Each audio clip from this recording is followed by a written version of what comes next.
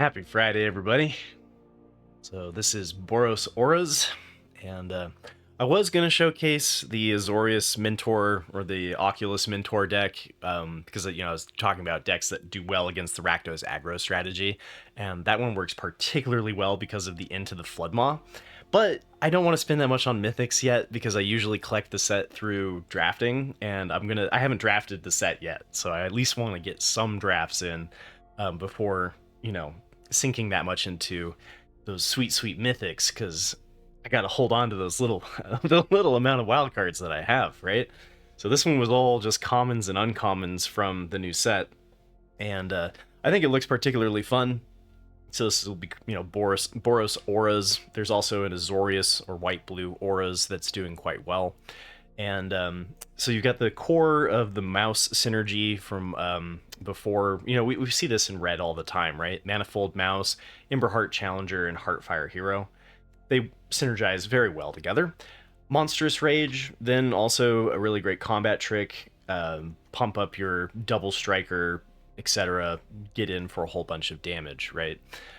Sheltered by Ghosts can remove the ley line that your opponent has played down. The thing I would say about this deck, you could bring in Elspeth Smite and you could bring in Torch the Tower if you really want to lean heavily into countering the Rakdos aggro strategy. I'm not sure how much we're actually going to bump into it, so I'm going to start here. But yeah, removal gives +1/+0 and lifelink, so if you're hitting for lifelink, you already are extending out of the range of the Rakdos aggro strategy in the first place. So I think this card single-handedly stops the mono-red strategy, or at least changes the math a little bit.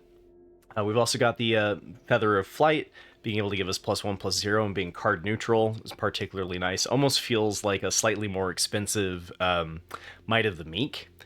And, but we need something in addition to kind of put it over the top. And what the reason the synergies that we're leaning onto more here are the enchantment synergies off of the Optimistic Scavenger, giving us that +1/+1 whenever an enchantment enters the battlefield. And we've also got kind of a Snakeskin Veil kind of vibe, like how Gruul aggro tends to be a little bit more of a consistent strategy, especially in best of 3, when your opponent sideboards in a whole bunch of single point interaction. Rakdos aggro is not even a viable strategy in best of 3, right? So, it's not a top tier. Some people do play it, but we haven't seen it in the top 3 for the entirety of Bloomburrow, right? So Shard Mage Rescue, kind of playing like Snakeskin Veil, gives you the +1/+1, gives you the hexproof. You can play it at instant speed because of the flash, and then it synergizes with our enchantment synergies. And then we also have Ethereal Armor, which gives us additional enchantment synergies, giving us +1/+1 for each enchantment that you control, and First Strike. I do think you're going to want to kind of hold up the rescue in a lot of situations where you want to make sure that your creature is not going to get removed and you get 2 for 1 when you're playing it. But putting this on something like a Heartfire Hero that has double strike is the whole point of this deck. I haven't played it a lot, so we'll see how it goes. As always, I'm just going to showcase 5 games. If they're all on the play, if they're all on the draw, then that's the way it goes, just to give you a feel for the deck.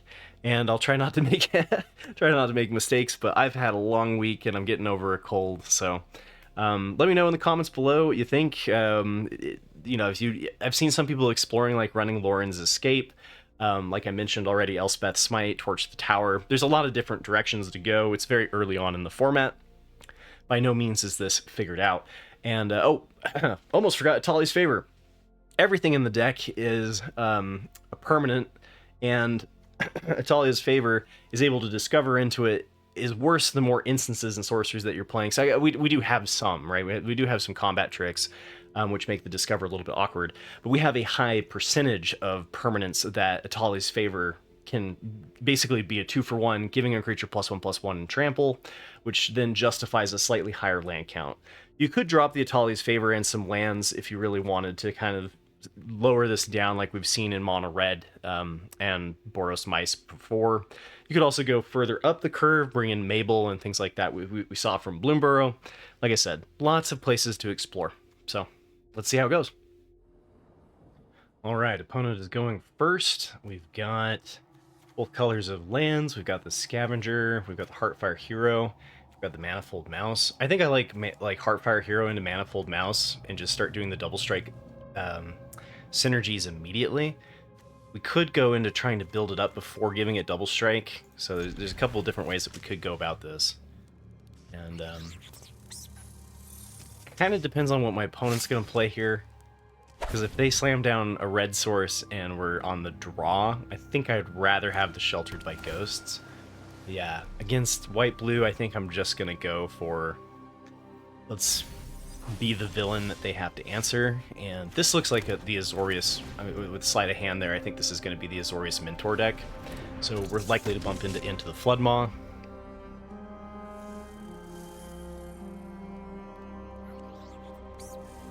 Bouncing my dude. Feels bad, man.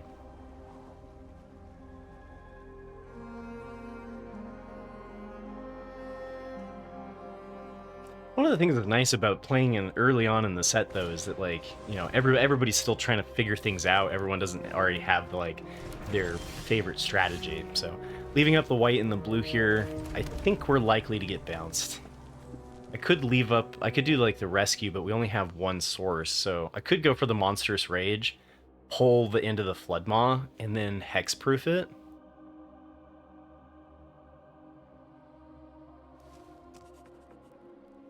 And since I think that's what I'm playing around here, I think I'm going to do that.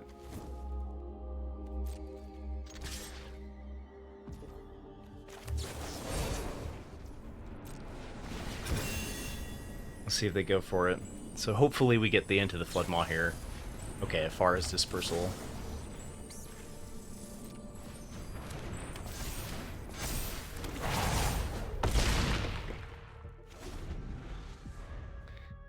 If they've got another thing of bounce, then maybe we're in trouble. But I think that was worth playing around their Dispersal. They might tap out here and play a Djinn. Okay, they've got one land open again. So the nice thing about this is we're past the point of Elspeth's Smite getting us. They have the Far's Dispersal and Into the Floodmaw, so both of those are going to hurt this matchup. And that's what I was talking about like mono white having... There are answers, right?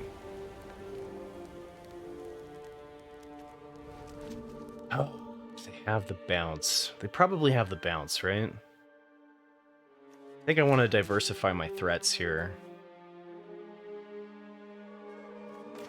I could exile this to prevent the mill.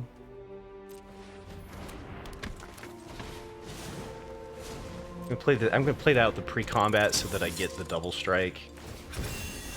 Well, that's going pretty quick. They might not have anything. Ooh, okay. Tali's Favor might have actually just been lethal.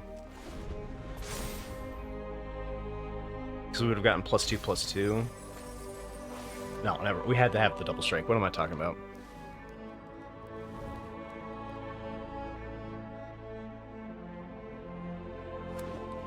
Alright, let's see if they've got it. They can bounce this. They still have this to answer.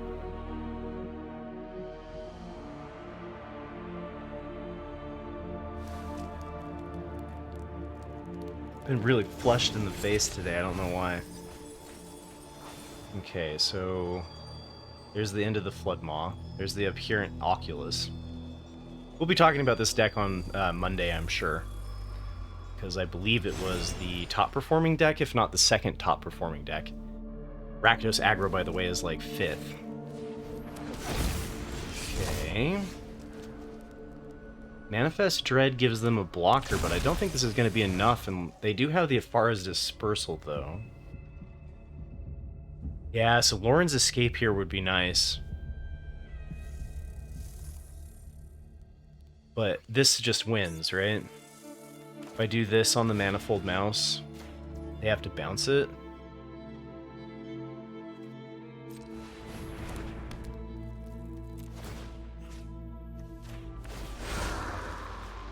Oh, I probably should have given that double strike, whatever.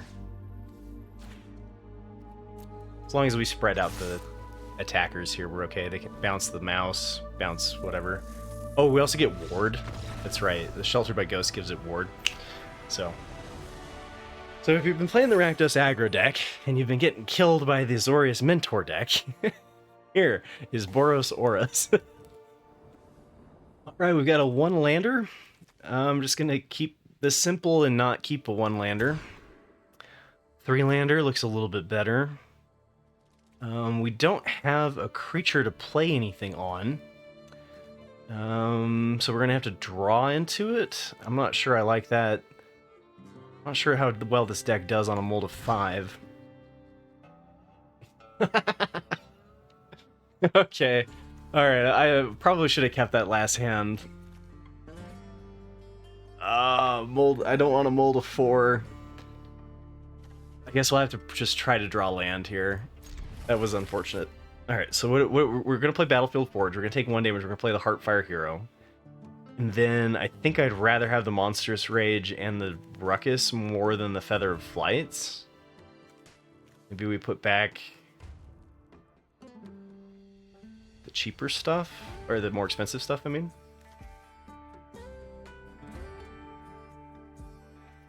This is not great. Could also plot the Demonic Ruckus.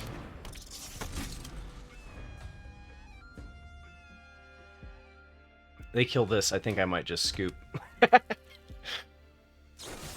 Okay, yeah, this isn't looking good at all. So against black-white, we should have plotted the Demonic Ruckus first.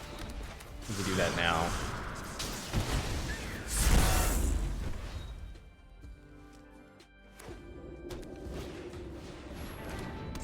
Skin Doll. Okay, I haven't seen this one yet.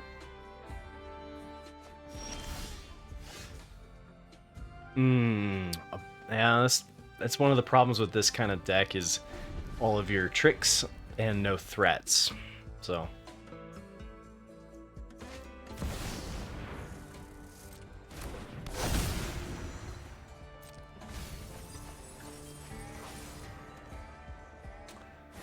Okay, impending an Overlord of the Baelmerk. Very cool.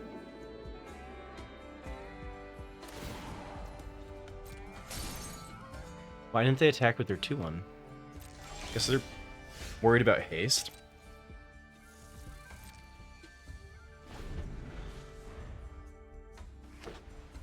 To be honest, the only reason why I'm not scooping right now is because I'm curious what they're playing. The Rite of the Moth to reanimate Valgavoth, Terror Eater on turn 4? Alright. What does this do again? During your turn, you may play cards exiled from it. If you cast a spell away, pay life equal to its mana rather than its mana cost. Alright, well, that's, I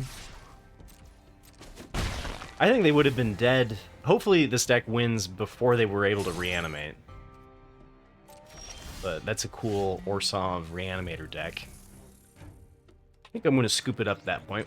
We saw their deck. Alright, Optimistic Scavenger. We've got some triggers, and we've got the Heartfire Hero, so we've got 2 threats. The right mana. It's all looking good. Now, this is actually kind of an interesting point. We could... If I lead out with the Forge and take the 1 damage, I can play a double white next turn. I don't think the red's going to have removal, though. We could just play the Heartfire Challenger. Or the Emberheart Challenger.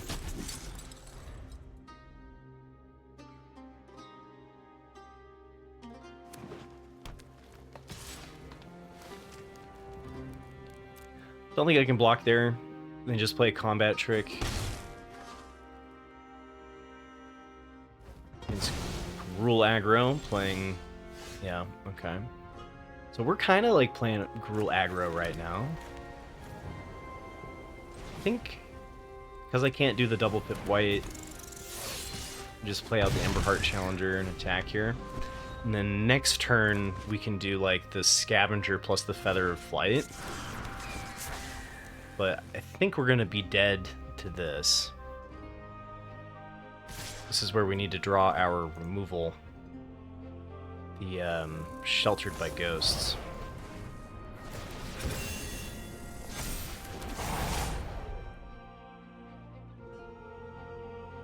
So they keep the Snakeskin Veil up, or do they use it here for 3 damage? They use it for 3? Okay. It's fine. it would be a bad mistake if we did have the removal in hand. But yeah, we're basically dead.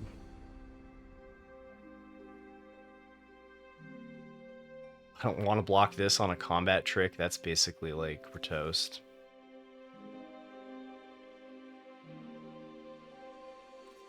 The lifelink would have been perfect though.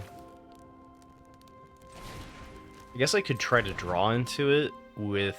I could use 1 white on the challenger and try to draw into the removal, since I think that's my only way of realistically winning this.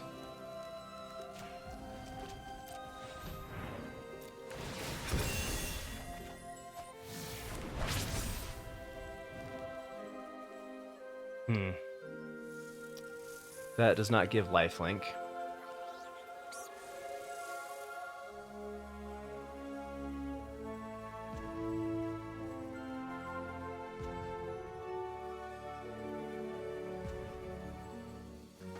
Well, shoot, now I don't know what to do.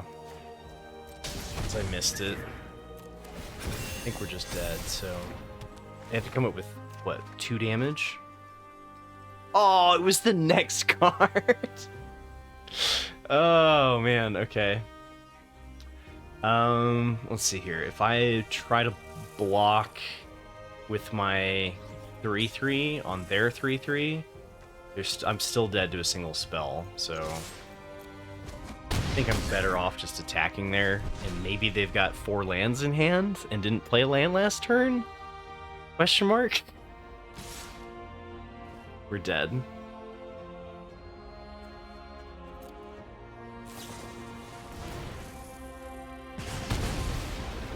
Yeah.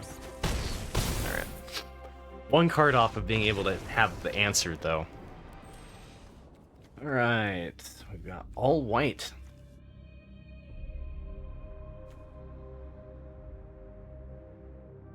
Whenever this gets tapped, even if you tap it for colorless, it deals 1 damage to you.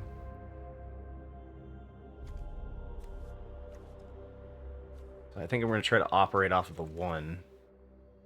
We have to just go optimistic get into like Feather Flight. It's not great, could probably mulligan this hand. Still not 100% sure what I'm looking for in this deck, to be fair. But drawing a card and hitting in with a 3/2 flyer on turn 2 seems okay.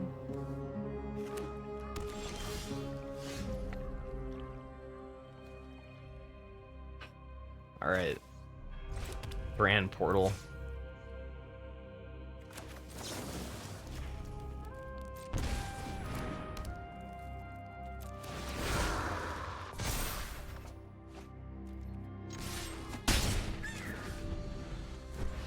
So we've got Demir, which is this is gonna be nice as long as this doesn't get killed this turn.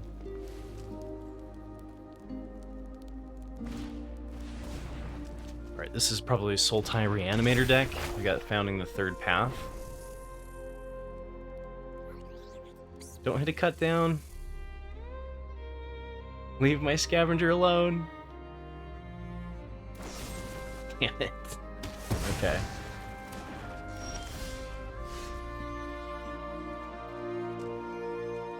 Got options here.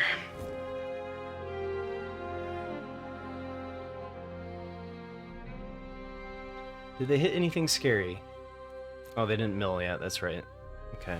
Mill next turn. I think a lot of times the turn 4 is when the Reanimator really pops. So I think I'm just going to go with deploying 2 threats here instead of keeping up the rescue. I don't think they're going to have too much more interaction.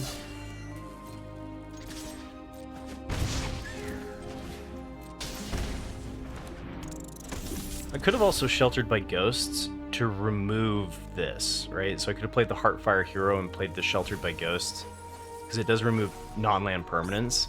So that would prevent them from getting the mill that they need to enable their strategy. So that definitely could have been the right line.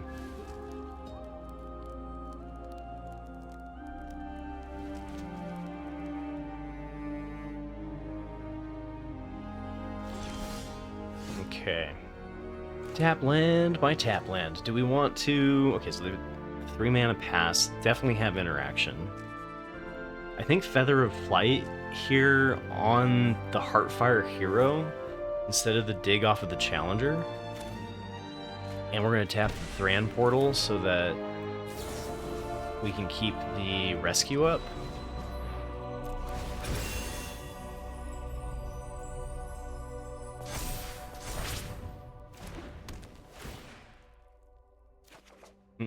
Okay, I thought they were gonna play. I thought they were gonna play a spell in response there.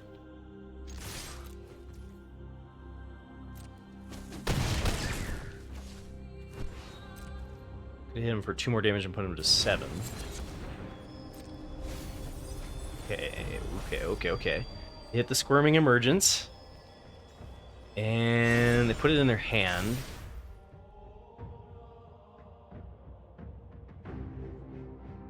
Instant or sorcery, so they're probably going to use removal like the Bitter Triumph. Cut down, maybe? They do have to spend the mana to cast it, it's not free.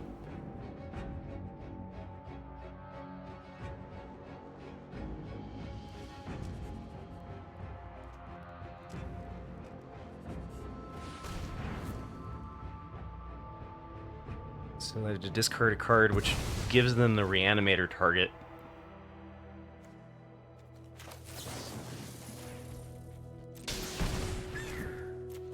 Okay, save our dude here.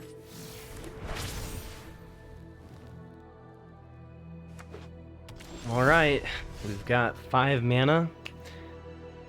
Sheltered by Ghosts gives us lifelink and ward. We could have Tali's Favor and roll for it, but let's see. I think this is exactly lethal if we do the 2. So let's see if they have a single bounce interaction spell or whatever. Yeah, so we already have lethal. We're being greedy at this point. I should have maybe started over here to see what we drew. Whatever. Life's too short to be perfect. Okay, we're going first. We've got the Scavenger, we've got the removal, and we've got combat tricks. Kind of an interesting one. They have removal for our 1 threat, we're in trouble. Which is a theme, if you might notice, from yesterday. Still, this deck is a little bit weaker. It's still weak to single point interaction. A little bit less weak because of the Shard Mage's Rescue. We're definitely going to use the Sheltered by Ghosts on that.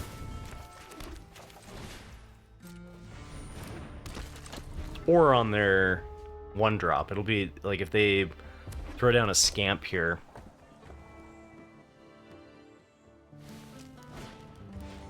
Tough choice between the Leyline and the Scamp. Because the Scamp can still turn 3 us if they have the sack guy, right?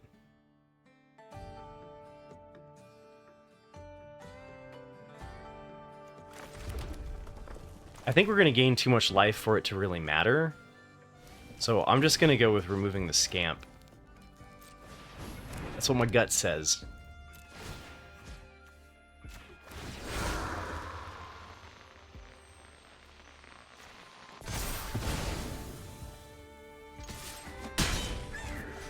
Because the next turn we gain so much life. And with the Ward 2, they can't kill our creature.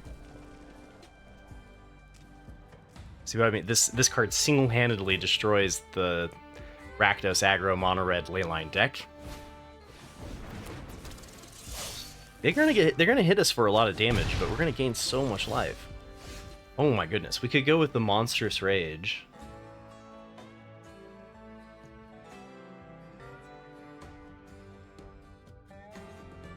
It does trigger the enchantment. We could go with this plus the Monstrous Rage, but I think I'm just going to do the Tali's Favor. Maybe that's playing it a little fast and loose with how much they could pop off next turn.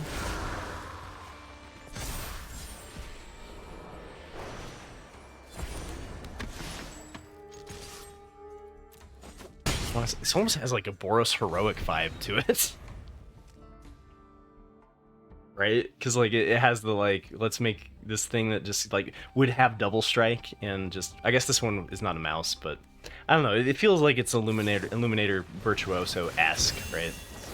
So they get to draw what, 2 cards off of this plus the dig off of the Emberheart Challenger. So I'm not sure what they could possibly hit to win.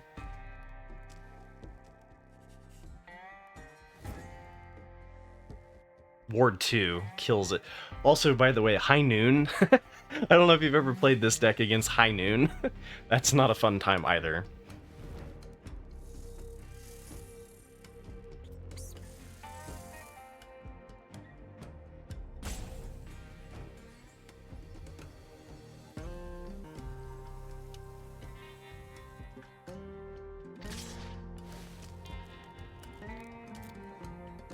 Let's see, we've got lethal on.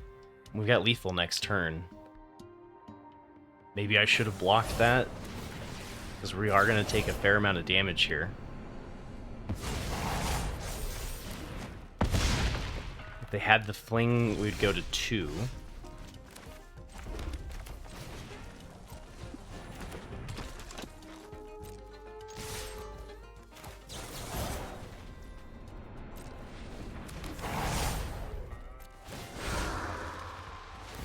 But we're gaining 11 life.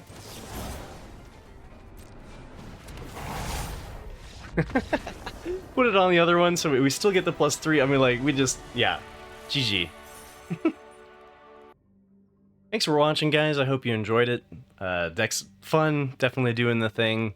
Again, like I mentioned yesterday, the Rakdos aggro deck is not... there's too much hype around it, right? It's not the end of standard. Yes, there are turn 2 wins possible now, but, like, I don't know. I feel like it's a little blown up, but people gotta be complaining about something, you know?